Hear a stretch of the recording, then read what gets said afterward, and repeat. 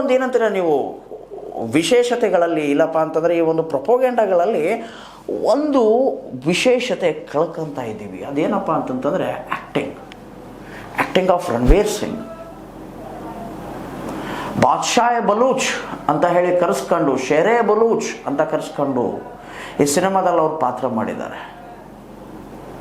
ಹೌದಾ?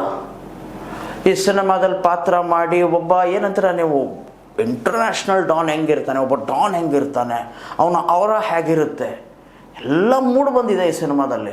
ಅದನ್ನು ನಾವು ಮಿಸ್ ಮಾಡ್ಕೊತ ಇದ್ದೀವಿ. ಇದು ಪ್ರೊಪೋಗೆಂಡಾ ಸಿನಿಮಾ.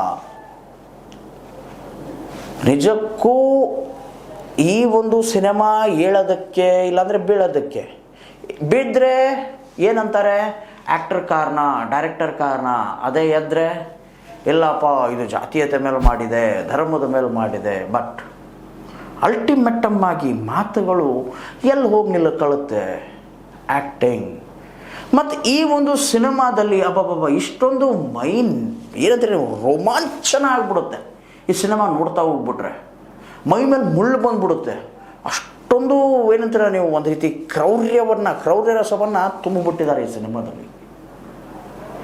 ಅದು ಏನಂತೀರ ನೀವು ಮರ್ಡರ್ ಮಾಡೋವಾಗ ಒಂದು ಸ್ವಲ್ಪ ರಕ್ತ ಚಿಮ್ಮೋದು, ಕಣ್ಣು ಮುಚ್ಕೊಂಡು ಕೂತ್ಬಿಟ್ರೆ ಕೇವಲ ಅದನ್ನು ಕೇಳ್ತಾ ಹೋಗ್ಬಿಟ್ರೆ ಸಾಕು, ಹೌದು ರಕ್ತ ಹಿಂಗೆ ಚಿಮ್ಮುತ್ತಾ, ಆ ಟೈಪಲ್ಲಿ ಈ ಸಿನಿಮಾವನ್ನು ಸಿನಿಮ್ಯಾಟೋಗ್ರಫಿ ಮಾಡಿಬಿಟ್ಟು ಜನರ ಮುಂದೆ ತಂದಿಟ್ಟಿದ್ದಾರೆ.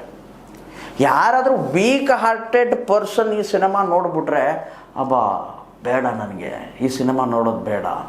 4 ಗಂಟೆ ಸರಿಸುಮಾರು 4 ಗಂಟೆಗಳ ಕಾಲ ಈ ಸಿನಿಮಾ ಥಿಯೇಟ್ರಿಗೆ ಹೋಗಿ ನೋಡಿದಾಗ ಈ ಸಿನಿಮಾದು